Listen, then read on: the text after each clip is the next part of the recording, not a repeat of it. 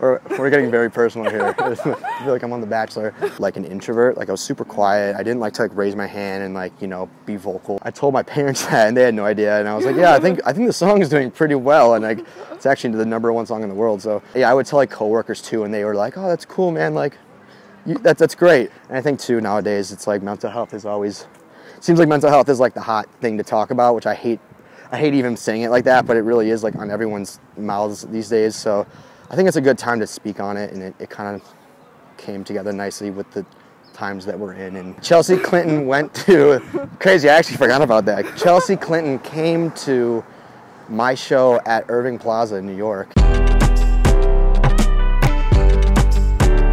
is Lauren Engel of Sidewalk Talk. Today I'm here with QUINN XCII. Hey. Especially on my birthday today. So. Is it your birthday? Happy birthday, holy shit. That's so cool. It's the coolest interview for my birthday. That's so cool. So you're born in, was it north of Detroit, like Green, how do you say it? Grosse Pointe. Grosse Pointe. Yeah. Just outside Detroit, like 5-10 minutes. Which is really crazy because like Grosse Pointe itself is a really nice neighborhood. Pretty wealthy. I didn't live on like towards the wealthier side, but it's pretty like people do good for themselves that live there. And then you go 5 minutes away and you're in Detroit, which is like a totally different world. So that was really interesting growing up and kind of like dealing with that like paradox of like environments and stuff. And yeah, it was cool, but I love Detroit so much. I went there tons growing up in sporting events and in concerts and all that stuff, so yeah. And are your parents originally from there as well? Or? Yeah, they're from Michigan. They're from a little outside Detroit, from Warren, Michigan, so yeah, there's not much around that area. Yeah. But yeah, Metro Detroit, same area. But you're originally Polish, right? Yeah, Polish. Last name's Temrowski, so super Polish. And like, I love Polish food. I go to this place called Polish Village in Hamtramck. If anyone from Michigan is watching this, definitely knows what I'm talking about. It's like the best Polish food ever. And just like hearty, like really bad for your stuff food, I'm obsessed with, so. Was that your grandparents or great-grandparents who were originally? That's a great question. I want to say it was my dad's great-grandpa or something. Like, yeah, I don't know the exact lineage, but I should do like Ancestry.com or something to figure it out, you know. What do your parents do? My dad owns a funeral home, actually, and my mom was a nurse for like 30 years. So my dad with the funeral home was really interesting growing up because I was around like kind of like a depressed environment, you know, because he's like always comforting people who are dealing with, you know, loss and stuff. So that was really interesting as me like growing up and stuff. And I don't know, it's kind of like rubbed off, I guess, like how I cope with like people passing away. Like it's, I don't know, I'm like really numb to it, which isn't like the best thing in the world, but I don't know, like I've seen how my dad deals with it, and he has to just put on this face of like, okay, it's gonna be okay. And it's good, but like, you know, it's not exactly like, I didn't want to go into that business because I didn't want to be around such like sadness all the time, you know?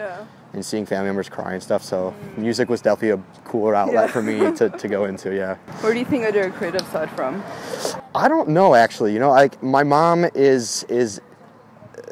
my parents aren't like, they're not creatives, like they're not musicians, they're not like painters, they're not writers, they're like, it's kind of funny how I am doing what I'm doing. I don't know where I got it from, but I think the one thing I will say is they're big music lovers, they're big fans of music, so a lot of what they played around my house growing up, a lot of like Motown music and soul music is like what I got brought up on, and that's like the early stuff that I listened to, and I just like danced naturally like to it, and but no, it wasn't like my dad was like a aspiring musician or something, you know, like he sings and stuff when he's like drunk or whatever, but it's not like he's like professional by any means. So definitely I would say just, you know, it rubbed off on me from my parents playing it around the house a bunch, and just they went to a bunch of concerts growing up, so I kind of just wanted to do what they were doing. I thought it was cool, and then I figured out I love music, so I just kind of stuck with it. And you have a twin brother? Yeah, I have a twin brother. Is he also into music?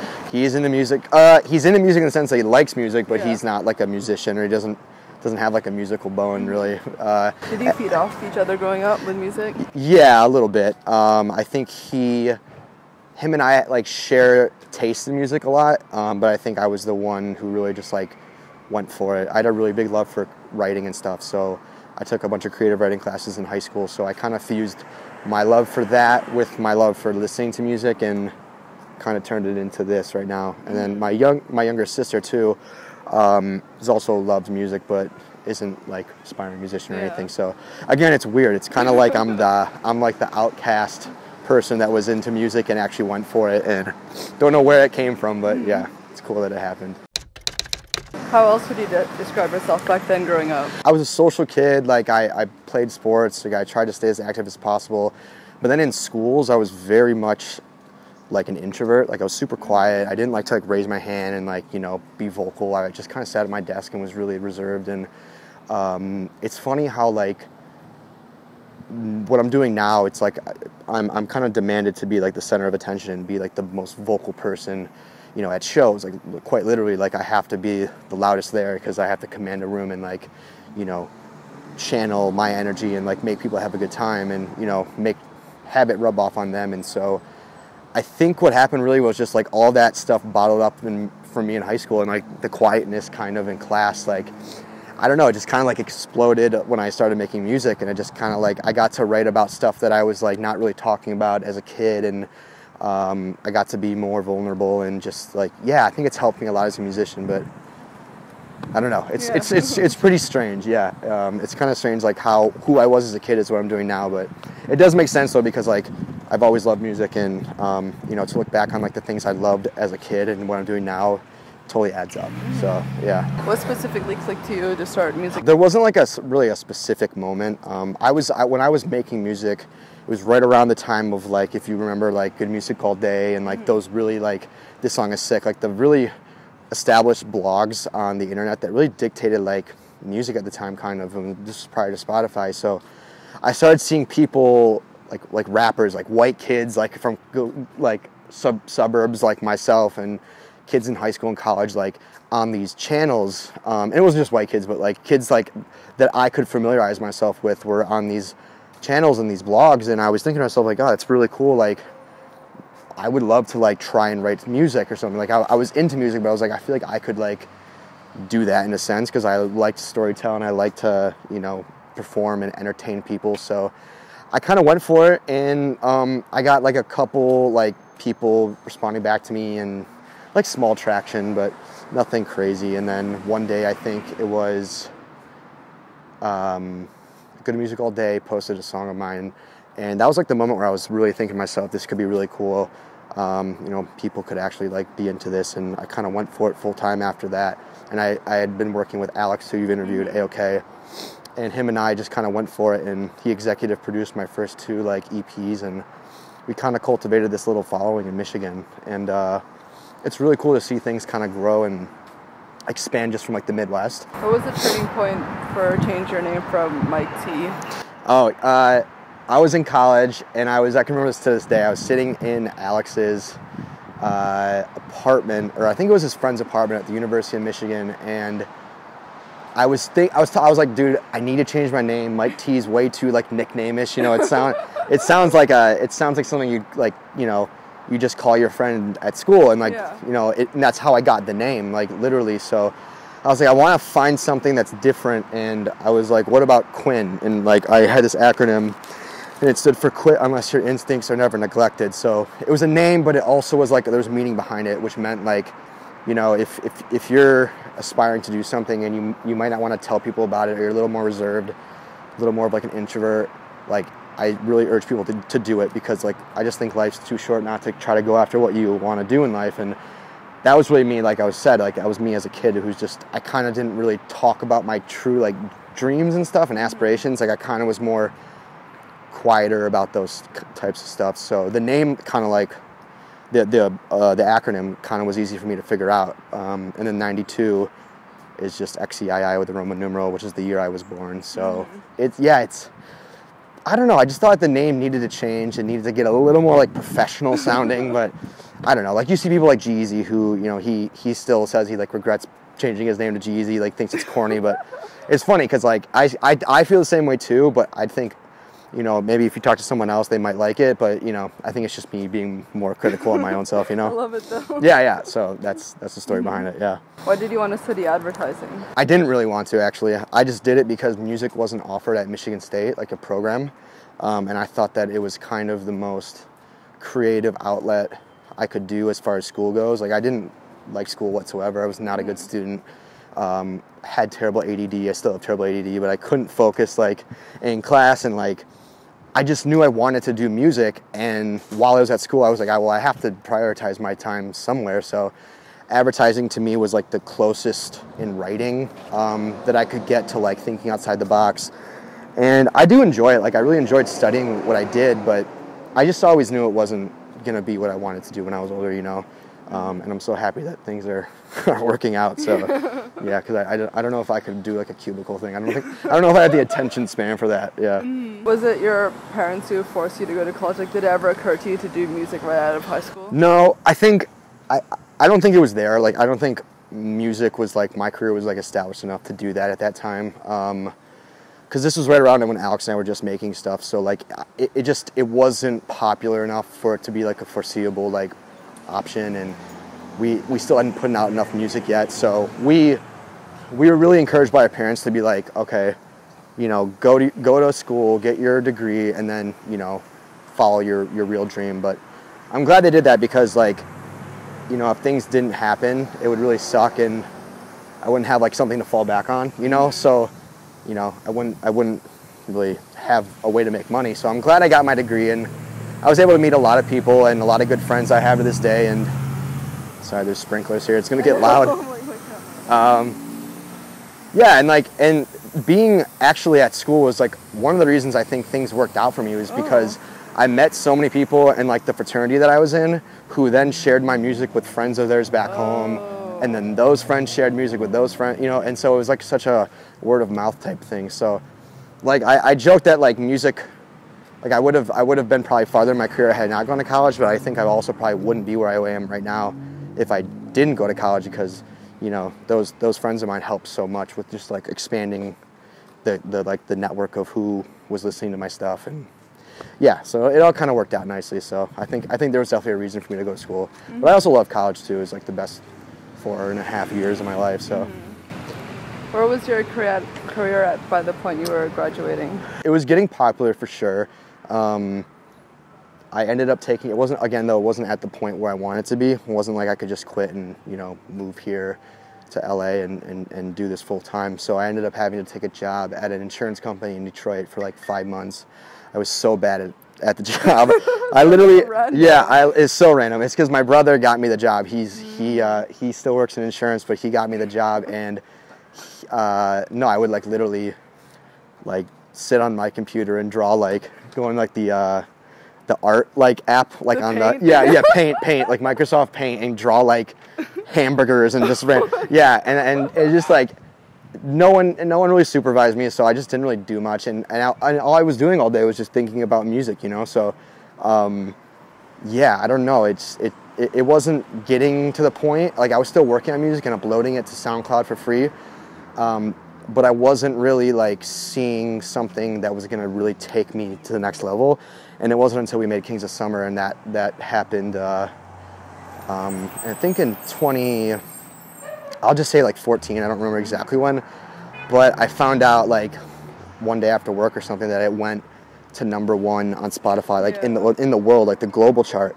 And this was kind of in the earlier stages of Spotify too, so I didn't really know what that meant. Like, had that happened now, I would have freaked out, but back then it wasn't as like an established like thing to know. And so I told my parents that, and they had no idea. And I was like, yeah, I think the song is doing pretty well, and like it's actually the #1 song in the world. So yeah, I would tell like coworkers too, and they were like, oh, that's cool, man, like that's great. And like I'd be like, okay, well, can you finish that? Like it was just like a side conversation. And so I don't know, nothing was adding up. Like I would play shows on the weekends, and I would come back on Monday morning and like report to like like an older woman who was my boss, and I was just like, this isn't adding up, you know, like I have to like change something here. And so I eventually, luckily, got asked to go on tour with Soma, who's like an R&B singer, and that was my first tour ever, and we just went for it. Alex and I went on tour, and I quit my job and never went back. And so I'm really happy that happened, because I don't know if I would have been, I probably would have been working there a lot longer than I would have wanted to. So yeah, it was cool. Yeah. It was cool to like tell my bosses I'm going on tour. You know, I wasn't just like quitting. I was just like, all right, I'm gonna go tour the country, and so yeah. So cool. What was the next momentum after that? So tour ended, and then I think what it was is we started working on like my debut album, and in between then, with Kings of Summer, doing what it did, we ended up getting signed to Columbia. This was maybe like months after the tour. It's hard to remember these things actually. I should like write this out more often, but yeah, like the timeline. But yeah, I think after the tour, we ended up getting signed, and then we moved out here to LA, and it was cool because I think after the tour, we were like, okay, Alex and I talked, we're definitely moving to LA. This is the goal, like music's gonna happen, like we're determined, let's do it. And then right around that time, before we even left, and while we were saving money, we got signed, and so you know, the money from that deal definitely helped us be like, okay, this is the time to do this. So I think doing that was huge for us. We got out here, and then I spent like a year working on The Story of Us, which was my debut album, and kind of the rest is history. And like now I'm working on my second one that comes out. Yeah, it's pretty much done actually. I shouldn't say I'm working on it. Exactly a month. Yeah, it comes out February 15th. So. Slight little plug, but yeah. It's crazy. It just all really flew by really fast, but so much happened in it. You know, I felt like it was quick, but so much has happened up to this point, and so I try to like just kind of, you know, sit back once in a while and just like reflect on how much has happened. But it's tough when like this industry is like so demanding of like so much of you, and it works so quickly, you know. Yeah. But it's good so far, yeah, for sure. Actually, back then, did you have any mentors? I mean, you didn't really have any peers around you who are in the music industry, so how do you know like who to trust or who to talk to and stuff? So I met my manager Jesse through a mutual friend of ours at Michigan State, and we hit it off, and he's really been, he's gonna love this right now, but he's like been he's definitely been a mentor in the sense that I can trust what he says. And I didn't know anything about the music industry prior to having a manager. I was really naive, and I thought I could kind of just do all this on my own. And it wasn't until he kind of took Alex and I under his kind of umbrella that we really started to understand how this business works and what to look out for, what to avoid, what to like, you know, just the ins and outs of it. And so he's been someone I can definitely trust and lean on and ask questions for, and someone I can definitely just like channel my stress if I have any, or happiness or whatever. So it's definitely someone you really want in your corner, and he's one of my best friends now. So yeah, it's interesting like you said, because I didn't have people in my family that I could like ask questions about, because they don't know how the industry works or whatever. So no, I met him, Jesse, and then we've been, you know, he's been my manager ever since. And you know, along that I've you know, signed with Columbia, so I have my team now, and you know, there's so many people in my corner that really try to, you know, help me out and just steer me in the right direction, but still let me do my own thing creatively. They're not forcing me to do anything different, but they definitely give me advice on like, okay, like this is the best opportunity for you, or, you know, don't do this or don't do that, or I don't know. It's all kind of random, but yeah. How did you meet the rest of the people in your crew, like Chelsea, Cutler? Alex's claim to fame, as he puts it, is he found Chelsea on SoundCloud, and they were exchanging messages, I should say, you know, just saying like, hey, I love your music, and likewise she would say the same. And one day, I think like a year after that, after the initial messages, they actually met up in a studio in New York and recorded some music together. And then we ended up meeting at one of my shows in New York at, I think it was Bowery Ballroom, and no, we just kind of have been friends ever since then. So it's been like 2 years now, or I think 2 years, yeah. But no, Chelsea's great, and I think she's super talented and has so much, you know, left in her career, as I think we all do. And then Jeremy, funny enough, with me on SoundCloud, messaged me, Zucker, and you know, reached out, and we collabed soon after that. And so it's funny, like Chelsea messaged Alex and Jeremy messaged me, and then they eventually came into our kind of little collective, and it's just so cool to see them expand and you know, start to really get as much buzz as they are, because they're, you know, both incredibly, you know, talented artists, and they both deserve it so much. So yeah, it's really cool to like see people you've known from like the ground up really succeed and see them do awesome things. So yeah. How did you realize it was the right time to sign with Columbia? Like, were you scared that you didn't really put much out yet and didn't really establish your brand? Yeah, I thought it was the right time, because I knew this is what I wanted to do, but I also knew I needed the help of a bigger hand that was like in the pot, so to speak, and like knew more about the business than I did. So yeah, I just thought a label was the best decision, but Columbia specifically, because they knew what I was trying to do, and they didn't want to take anything away from me, because they approached me when I already had a fan base, which was really nice. So I kind of already had things going for me, luckily enough, and they were just like, listen, we want add you to the roster, but we don't want to change what you're doing, you know, and it's been like that ever since. So they've been really, really cool with the creative process and not, you know, stressing me on being like anybody else. You know, they'd let me kind of do my thing, and that's the best thing from a label, yeah. And your song Sad Still, is that about your own anxiety? Or? Yeah. So the whole album really is like the kind of common narrative about it is mental health and just all the things that I kind of dealt with in Michigan and how I brought that to LA and how it's always followed me even as an adult now. So Sad Still particularly though really touches on it well. It's like the strongest anxiety song on the whole album. Like the whole thing is about it, and it's funny. It's like the choruses are more melodic and calm, kind of like what it feels like to be chill, and then the verses are really like intense with drums. And it's like what I tried to do was I tried to represent what like an anxiety attack feels like through sound. And so some people are catching on to that right now, which is cool. But yeah, the song's definitely about how I've dealt with it and how I deal with it now, and you know how I deal with it on the road, and just how I put it into my music. And I'm finally kind of coming to terms with it and like learning to talk about it more, which is really cool. So, and I think too nowadays it's like mental health is always, seems like mental health is like the hot thing to talk about, which I hate even saying it like that, but it really is like on everyone's mouths these days. So I think it's a good time to speak on it, and it kind of came together nicely with the times that we're in, and you know, the chance for me to speak on it I think is like welcoming by people. You know, it's not like taboo anymore.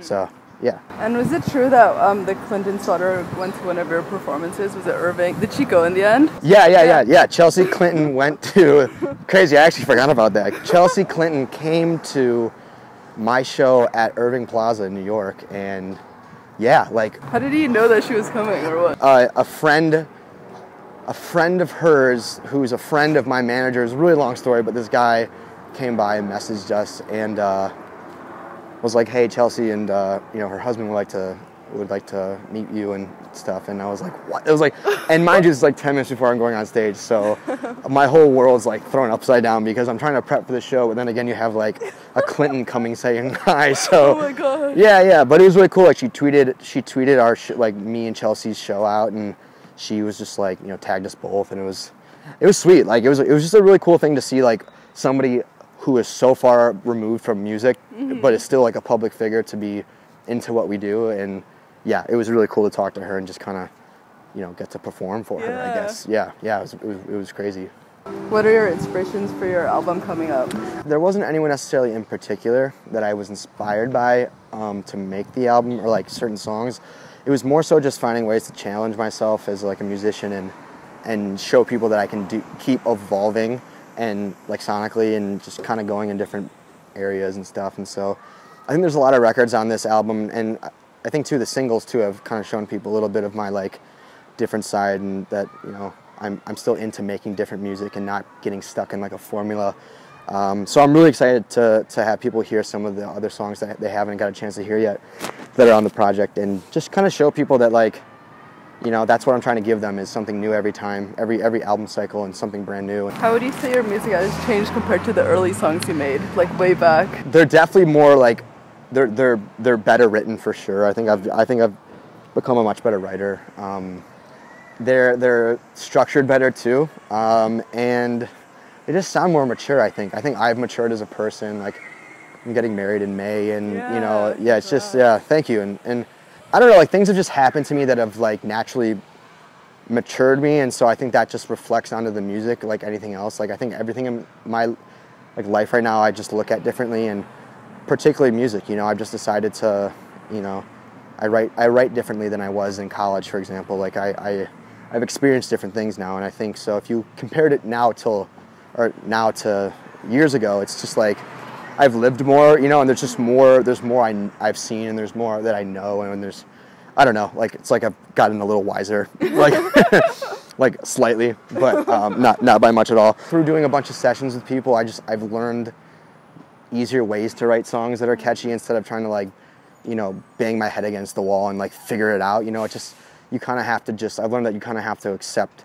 that sometimes you'll get in a rut creatively. Sorry, my voice cracked. And other times, you know, music comes naturally. You know, other times it's like, it's really easy to write a song, but you just can't force it. And I think that's what I've learned. And yeah, I'm still learning. Trust me. Like it's not like I've mastered songwriting by any means, but you know, I'm still figuring it out. But those are some tools that I've definitely like got under my belt like up until now. So yeah. Do you have any specific inspirations for their music videos, for your art? I feel like it's all super cohesive. Yeah. There's specific artists. Totally. Yeah. So Wes Anderson's like my number one. Yeah. I don't think it's hard to. I don't think it's hard to realize. He's like my number one inspiration. And I just got the Grand Budapest Hotel tattooed on my arm. Yeah. So if you see it here, I don't know if you can see it, but like, yeah, shout out to my friend Vince who did that. Yeah, no, it's like he's really been the big inspiration of mine as far as like symmetry and colors. And I just thought that like I always wanted to, along with music, I wanted to like show people what my brain was like, is like visually too. And like that's just the stuff I love, is like colorful, really organized looking shots. And I'm so happy that I went with it because it's really a good representation of like who I am, I think. And yeah, but Wes Anderson's like literally the inspiration behind it. There's no one else. I shot your LA show with the sofa right in the back. Yeah. So cool in the shots. Yeah. We're gonna try to keep some of that symmetrical stuff for the next tour, but you know, I appreciate that. Yeah, and that was at the Fonda, right? Yeah, exactly. What would you say have been your biggest challenges so far, other than anxiety? I mean, aside from, you know, I think things that everyone goes through, like you said, anxiety. I don't know. I think just balancing work with like relationships and I guess like life outside of work, and just finding ways to not get too wrapped up in what it is that I do. Because it's interesting, because like music's my favorite thing to do in the whole world. And it just so happens I get paid for it. So it's funny how like I could work, you know, like a 7-hour day, let's say, in the studio, and I go home, and, you know, most people unwind in different ways. They get back from their job and they watch TV because that's like their favorite, like they love to binge watch, and I do too, trust me. But like when I get out of work, it's like I'm still focused on music because I just love, like I listen to Spotify all the time. Like I'm still surrounded, so it kind of always follows me. So it's a challenge sometimes to figure out ways to divide the two and realize that, you know, work's work and like downtime is downtime and stuff. So I've been choosing to do stuff that's a little different than just listen to music all the time. So, which is good. Like I'm reading more lately, and what kind of books? I'm reading a lot of mental health stuff's actually been on my mind lately, and I mean quite literally. But there's some books that I've gotten that like deal with that, but. There's also like Wes Anderson books like from his films, like with like really cool descriptions of like his movies. But I need to, if you have any recommendations, tell me off camera, because I need to buy like a good book off Amazon or something that I can bring on like these like long plane rides that I do, you know. Exactly. And again, like something to kind of burn my time than just going through Spotify or listening to my own demos and stuff. It's exhausting. So yeah, reading's a really cool escape that I'm like realizing. And I used to hate it, but now I'm actually really liking it. So yeah.